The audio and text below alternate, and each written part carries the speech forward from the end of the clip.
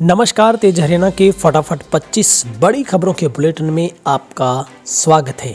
आज है 24 दिसंबर दिन गुरुवार। यदि आप हरियाणा से हैं तो आपसे पहली गुजारिश आप चैनल को सब्सक्राइब जरूर कर लें, क्योंकि आपको घर बैठे बिठाए मिलेगी सुबह की हरियाणा की सभी फटाफट खबरें। तो चलिए शुरुआत करते हैं हरियाणा की बिना ब्रेक की फटाफट 25 बड़ी खबरों की। किसान दिवस पर भी किसानों के हाथ रहे खाली। आंदोलन चला रहे नेताओं ने कहा, हमें दान नहीं फसलों के दाम चाहिए। 28 दिनों से दिल्ली बॉर्डर पर आंदोलन कर रहे किसान संगठन किसान दिवस पर भी खाली हाथ रहे। दिन में सरकार की तरफ से सुलह की उम्मीद तब जगी जब कृषि मंत्री नरेंद्र सिंह ने कहा, किसान हमारे प्रस्ताव में जो भी बदलाव चाहते हैं वो बता दें, हम उनकी सुविधा और समय के मुताबिक बातचीत के लिए तैयार हैं। सरकार ने ये पेशकश दोपहर करीब 3:50 पर रखी। हालांकि इसमें कोई मांग मंजूर करने का जिक्र नहीं किया गया। 2 घंटे बाद यानी शाम करीब 6 बजे किसानों ने कह दिया कि सरकार का मजबूत प्रपोजल क्या हो यह हम कैसे बताएंगे। अगर वे पुरानी बातों को लेकर ही बार बार दोहराते हैं तो बात नहीं बनेगी। सरकार ने किसानों को 10 पॉइंट का प्रस्ताव भेजा था, जिसे किसान ठुकरा चुके हैं। बुधवार को कृषि मंत्री ने नए सिरे से पेशकश रखी तो 2 घंटे बाद किसान संगठनों ने पीसी की। इसमें किसान संगठनों ने कहा कि यह कहकर गुमराह किया जा रहा है कि हम बातचीत नहीं कर रहे हैं। किसान हमेशा बातचीत को राजी है, जब भी बुलाया गया हम गए, आगे भी जाएंगे। सरकार ठोस प्रस्ताव लिखकर दे तो हम बातचीत करेंगे। बातचीत से नतीजा हासिल करने के लिए सरकार को अनुकूल माहौल बनाना चाहिए। सुप्रीम कोर्ट ने भी कहा है कि इन कानूनों को लागू करने की तारीख टाल दी जाए। ऐसे में बातचीत के लिए बेहतर माहौल बनेगा। सरकार को अड़ियल रुख छोड़कर किसानों की मांगे मान लेनी चाहिए। उधर सीएम का घेराव करने के मामले में काफिले पर हमला करने वाले 13 किसानों पर केस दर्ज। हत्या की कोशिश और दंगा करने के आरोप। हरियाणा पुलिस ने बुधवार को 13 किसानों के खिलाफ केस दर्ज किया है। मामला प्रदेश के मुख्यमंत्री पर हमले का है, जब मंगलवार को अम्बाला में कृषि कानूनों से नाराज किसानों ने मुख्यमंत्री के काफिले को घेरकर हमला किया था। इस मामले में पुलिस ने 13 किसानों के खिलाफ हत्या की कोशिश और दंगे से जुड़े आरोप में केस दर्ज किया है। बता दें कि प्रदेश में अम्बाला, पंचकुला और सोनीपत नगर निगम के अलावा कई नगर परिषदों और पालिकाओं के चुनाव की प्रक्रिया जारी है। इसी के चलते मंगलवार को बीजेपी उम्मीदवारों के लिए प्रचार के उद्देश्य से मुख्यमंत्री खट्टर अम्बाला में पहुंचे थे। यहां पर उन्होंने पार्टी कार्यकर्ताओं की बैठक ली और इसके थोड़ी देर बाद वे जनसभा को संबोधित करने के लिए निकले तो ठीक उसी वक्त किसान केंद्र सरकार के कृषि कानूनों के खिलाफ प्रदर्शन कर रहे थे। उन्होंने मुख्यमंत्री के काफिले को रोक लिया। हालांकि कहा यह जा रहा है कि किसान शांतिपूर्वक तरीके से काले झंडे दिखा रहे थे, लेकिन पुलिस ने मुख्यमंत्री को दूर रास्ते से निकालने की कोशिश की। इससे किसान नाराज हुए थे। कैबिनेट की बैठक में लिए गए कई महत्वपूर्ण फैसले। हरियाणा को मिला 11वां नगर निगम। कृषि उपभोक्ताओं और कृषि उद्योगों पर लागू नहीं होगा टैक्स। हरियाणा मंत्रिमंडल की बैठक बुधवार को चंडीगढ़ में मुख्यमंत्री खट्टर की अध्यक्षता में संपन्न हुई। इस बैठक में कई बड़े फैसले लिए गए। बैठक के बाद मंत्रिमंडल के निर्णयों के बारे में जानकारी देते हुए मुख्यमंत्री ने बताया कि मीटिंग में 37 एजेंडा रखे गए और इन सभी मुख्य एजेंडों पर मोहर लगाई गई है। मीटिंग में कौन कौन से मुख्य एजेंडे लिए गए वो आपको बताते हैं, जिन पर अब मुहर लगी है। मानेसर को नगर निगम बनाने पर लगी मोहर। नई उद्योग और रोजगार नीति 2020 को मंजूरी दी गई। नई नीति 1 जनवरी 2021 से दिसंबर 2025 तक लागू रहेगी। सीनियर मेडिकल ऑफिसर की भर्ती सीधा विभाग की गठित कमेटी के तहत करने पर मोहर लगाई गई है। इस फैसले के बाद 25% एसएमओ के पद भरे जा सकेंगे। बिजली वितरण कंपनियों को 900 करोड़ रुपए की बैंक गारंटी को कैबिनेट ने मंजूरी दे दी है। हरियाणा योग आयोग के गठन पर भी कैबिनेट ने मुहर लगाई है। उधर पंचायतों के लिए बिजली पर 2% पंचायत टैक्स लगाने पर कैबिनेट ने मंजूरी दी है। इस फैसले के बाद पंचायतों को 100 से 125 करोड़ मिलेंगे। कृषि उपभोक्ताओं और कृषि से जुड़े उद्योगों पर यह पंचायत टैक्स लागू नहीं होगा। ग्रुप सी की भर्ती के लिए कैबिनेट ने कॉमन टेस्ट को मंजूरी दी है। इस परीक्षा की वैधता 3 साल रहेगी। आवास नीति 2013 में संशोधन होगा और आवास जो नीति है वो 2013 में संशोधन की भी जो कि एक कड़ी जोड़ी गई है। न्यूनतम भूमि सीमा परियोजना भूमि सीमा में परिवर्तन और वाणिज्यिक घटक व पार्किंग प्रावधान में बढ़ोतरी का अनुमोदन होगा। परियोजना की अधिकतम भूमि सीमा 10 से 30 एकड़ तक बढ़ाई गई है। न्यूनतम भूमि सीमा 5 से कम करके 4 एकड़ की गई है। इसके अलावा बैठक में पलवल स्थित 750 वर्ग गज क्षेत्र की भूमि हस्तांतरण और संबंध में एक प्रस्ताव को मंजूरी दी गई है। मुख्यमंत्री की घोषणा के अनुपालन में यह भूमि कलेक्टर रेट के 50% की दर से पलवल धर्मशाला की पंजाबी सभा को विस्तार के लिए दी जानी थी। हरियाणा के मुख्यमंत्री ने 14 अगस्त 2017 को घोषणा की थी कि भूमि का 750 वर्ग गज का एक टुकड़ा राज्य सरकार के नियमों के अनुसार पलवल की पंजाबी सभा को आवंटित किया जाएगा। उस मद में मंत्रिमंडल की बैठक के अनुमोदन के बाद मौजूदा धर्मशाला के विस्तार के लिए जो कीमत पर उक्त भूमि को अब ट्रांसफर किया जाएगा। बिजली मंत्री रणजीत सिंह और परिवहन मंत्री मूलचंद शर्मा, पुरातत्व एवं संग्रहालय राज्य मंत्री अनूप धानक, समिति के सदस्य और तमाम जो अन्य दिग्गज है वो मौजूद रहे। विधानसभा चुनाव लड़ चुके प्रॉपर्टी डीलर की हत्या, 2 लग्जरी गाड़ियों में आए बदमाशों ने चलाई गोलियां।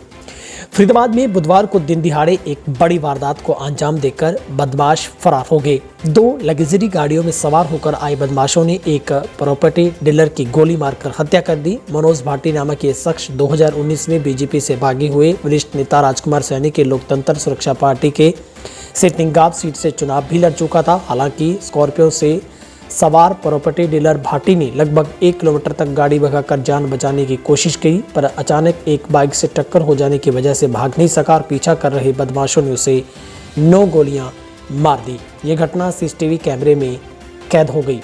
मिली जानकारी के अनुसार गांव अमीरपुर निवासी हरिचंद का 30 वर्षीय बेटा मनोज भाटी प्रॉपर्टी डीलिंग करता था। बुधवार दोपहर करीब 2:30 बजे एतमाबादपुर स्थित अपने दोस्त सद्दाम से मिलने गया था। कई दिनों से उसकी स्कॉर्पियो गाड़ी सद्दाम के पास थी और आज उसे लेकर लौट रहा था। हरियाणा में 10वीं 12वीं के बाद 9वीं और 11वीं की कक्षाएं भी शुरू, 8वीं तक के स्कूल अभी नहीं खुलेंगे।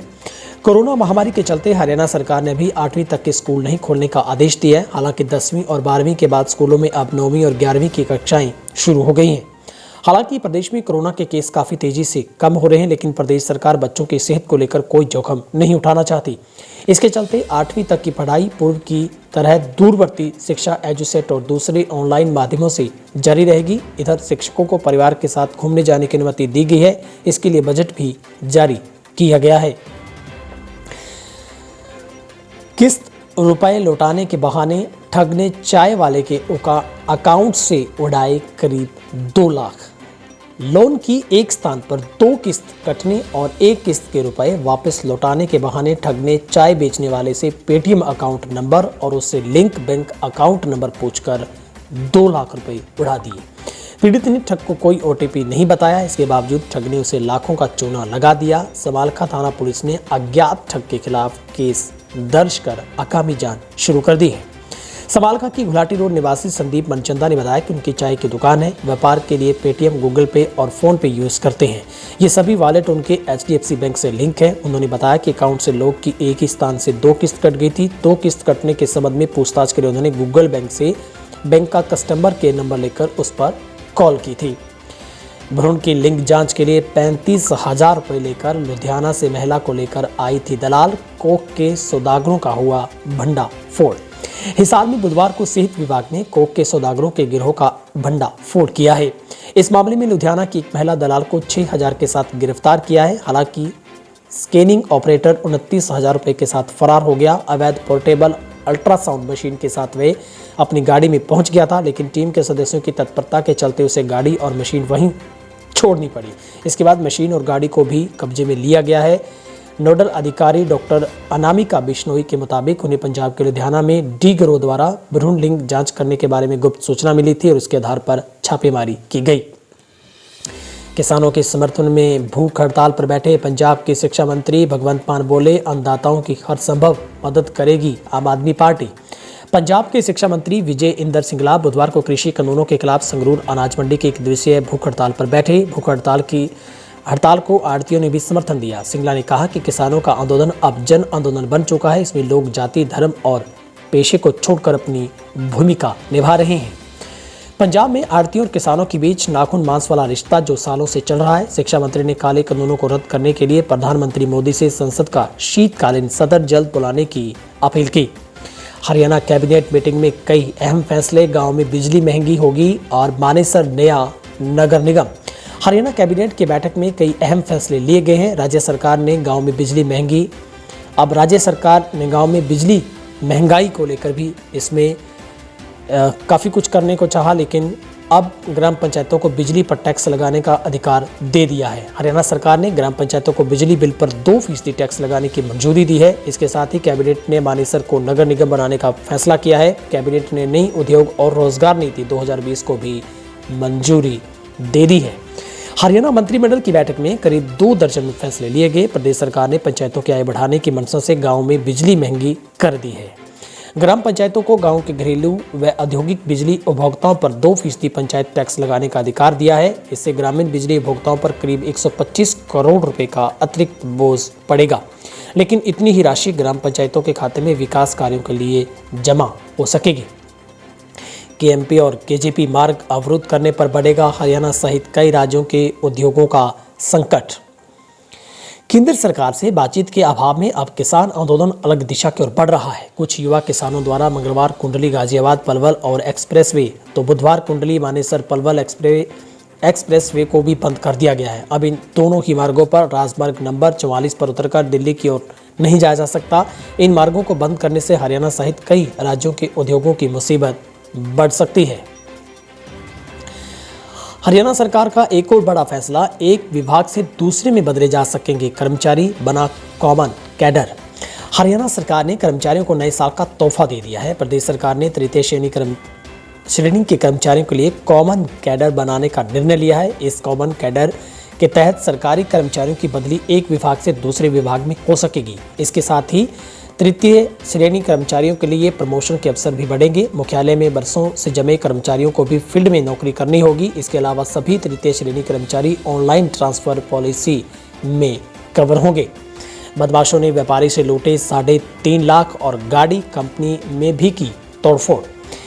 जिनके प्रेतला के गांव दयालपुर खेड़ा में बदमाशों ने देर रात जमकर तांडव मचाया। यहां बदमाशों ने कंपनी में जमकर तोड़फोड़ की, वहीं एक व्यापारी की गाड़ी और 3.5 लाख की नकदी लेकर भी फरार हो गए। पीड़ितों ने पुलिस में शिकायत की है, लेकिन खबर जहां तक हमें पता चली है मामला दर्ज नहीं हुआ था। पीड़ित ने पुलिस पर लापरवाही का आरोप लगाया है। कंपनी का मालिक और दूसरे व्यापारी अपनी शिकायत लेकर पहुंचे, लेकिन देर रात की गई शिकायत अभी तक भी कार्रवाई नहीं हुई है।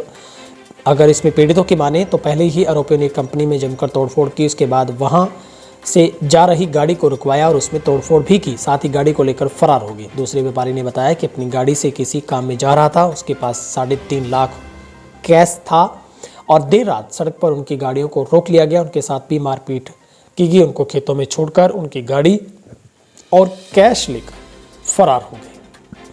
पानीपत में फिर चली गोली, अब एक ठेके के कारिंदे को उतारा मौत के घाट। पानीपत में बदमाशों के हौसले लगातार बुलंद हो रहे हैं। बीते दिनों शराब ठेकेदार पर हुए हमले के बाद एक बार फिर शराब के ठेके पर गोलियां चली हैं। यहाँ बदमाशों ने ठेके के सेल्समैन को गोली मारकर मौत के घाट उतार दिया। मामला पानीपत के गांव पुठर का है, जहां ठेके पर शराब लेने आई बाइक सवार 3 बदमाशों ने सेल्समैन को गोली मारकर हत्या कर दी और मौके से फरार हो गए। किसान आंदोलन के चलते सरकार और किसानों की लड़ाई में गहरा सकता है बिजली का संकट। सरकार के गले की फांस बने तीनों कृषि कानून को लेकर तेज होते आंदोलन के बीच बीजेपी के उपवास के बाद अब मानो उपवासों की बाढ़ सी हो गई है। आज प्रदेश के कर्मचारियों ने भी उपवास करके किसान आंदोलन का समर्थन किया है। कर्मचारियों ने सरकार को साफ चेतावनी दी है कि मोदी सरकार तीनों कृषि कानून को वापस नहीं ले लेती तो कर्मचारी खुलकर किसानों के पक्ष में आएगा। बिजली कर्मचारियों का किसानों के पक्ष में आना प्रदेश में बिजली संकट पैदा कर सकता है। उधर चेयरमैन पद छीने जाने के बाद रॉकी मित्तल ने सीएम खट्टर पर निकाला 100। हरियाणा पब्लिसिटी सेल के चेयरमैन पद से हटाए जाने के बाद अब रॉकी मित्तल एक्शन मोड में आ गए हैं। रॉकी मित्तल ने सीएम खट्टर के खिलाफ गाना तैयार किया है। इस गाने का पोस्टर आज जारी किया गया और यूट्यूब पर यह गाना आज ही रिलीज होगा। रॉकी मित्तल ने बताया कि सीएम मनोहर लाल खट्टर ने बहुत जुल्म किए हैं, जबकि अब हरियाणा में खट्टर नहीं बल्कि योगी आदित्यनाथ जैसा मुख्यमंत्री बनना चाहिए। उन्होंने बताया कि ये गाना आज दोपहर के बाद करीब 4 बजे रिलीज किया जाएगा और ये गाना करीब 3.25 मिनट का होगा।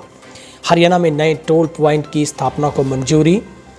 हरियाणा के मुख्यमंत्री मनोहर लाल की अध्यक्षता में हुई राज्य मंत्रिमंडल की बैठक में जिला रेवाड़ी में 9.5 किलोमीटर पर जावरा गोदाना सड़क, हैली मंडी पलवास सड़क पर नए टोल पॉइंट की स्थापना को स्वीकृति प्रदान की गई है। हरियाणा, दिल्ली और महाराष्ट्र सहित उत्तर भारत के ज्यादातर राज्यों में 1-2 डिग्री तापमान में गिरावट दर्ज।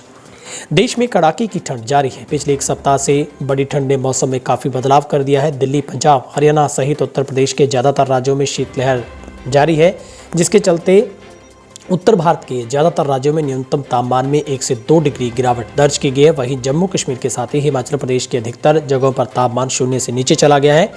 मौसम विभाग के मुताबिक आने वाले दिनों में और ठंड बढ़ सकती है। हरियाणा में कोरोना पर लगातार लग रही है ब्रेक। हरियाणा में पानीपत जिले में पहली बार पिछले 2 महीनों में ऐसा पहली बार हुआ जब कोई भी कोरोना का पॉजिटिव केस नहीं मिला है। तो 5 मरीजों की कोरोना की वजह से हुई मौत। 495 कोरोना के पॉजिटिव केस आए सामने। 647 को किया गया डिस्चार्ज। हरियाणा के रिकवरी रेट में हल्का सा उछाल, 96.88% पर पहुंचा हरियाणा का रिकवरी रेट। हरियाणा में कोरोना से संक्रमित मरीजों का आंकड़ा 2,59,226 पर पहुंचा है, तो ठीक होने वालों की संख्या 2,51,149 पर पहुंची है। गुरुग्राम में 110 लोगों की कोरोना रिपोर्ट पॉजिटिव पाई गई है। फरीदाबाद में 68, सोनीपत में 40, हिसार में 19, अंबाला में 34, करनाल में 41। पानीपत से कोई केस नहीं मिला है। रोहतक से 28, रेवाड़ी से 8, पंचकुला से 15, कुरुक्षेत्र से 14, यमुनानगर से भी 14, सिरसा से 10, महेंद्रगढ़ से 5, भिवानी से 29, झज्जर से 19, पलवल से 3, फतेहाबाद से 11, कैथल से 4, जींद से 17, नूंह से 3 और चरखी दादरी से भी कोरोना के 3 पॉजिटिव केस हैं वो सामने आए हैं। फिलहाल पलवल जिले का रिकवरी रेट करीब 99% के पास जा पहुंचा है। महेंद्रगढ़ का भी 99% के पास है और रोहतक का भी 99% के करीब पास पहुंच चुका है। और सोनीपत का, फरीदाबाद का, गुरुग्राम का रिकवरी रेट बहुत ही शानदार है। इसके साथ ही अगर बात करें तो नूंह जिले का 97.30% है, कैथल का 97.12% है, फतेहाबाद का 94.79% रिकवरी रेट है, भिवानी का 96% से ज़्यादा है, महेंद्रगढ़ का 98% से ज़्यादा, सिरसा का 97% से ज़्यादा। लगभग हरियाणा के हर जिले का रिकवरी रेट 96% से ज़्यादा है। और अगर कम हम सबसे जिले का देखें तो वो है चरखी दादरी, जहाँ का रिकवरी रेट 93% पर लगातार स्थिर है। हरियाणा में अब तक सबसे ज़्यादा मरीज हैं वो करीब 54,000 से भी ज़्यादा मरीज गुरुग्राम में ठीक हुए हैं। फरीदाबाद में 44,000 से ज़्यादा लोग, सोनीपत में 14,000 से ज़्यादा लोग, हिसार में 16,000 से ज़्यादा, अंबाला, करनाल में 10,000 से ज़्यादा, पानीपत में करीब 9,000 से ज़्यादा मरीज ठीक हुए हैं, रोहतक में 11,000 से ज़्यादा, रेवाड़ी में भी 10,000 से ज़्यादा। और सबसे कम केस की अगर बात करें तो नूंह जिले में 1620, चरखी दादरी में 1337 केस मिले हैं और पलवल में 4200 के करीब केस मिले हैं, 3600 के करीब कैथल में मिले हैं। तो हरियाणा की फटाफट 25 बिना ब्रेक की खबरों में आज के लिए इतना ही। आप सभी से गुजारिश, अगर आप पहली बार नए हमारे चैनल पर आए हैं तो हमारे चैनल को YouTube पर सब्सक्राइब जरूर करें।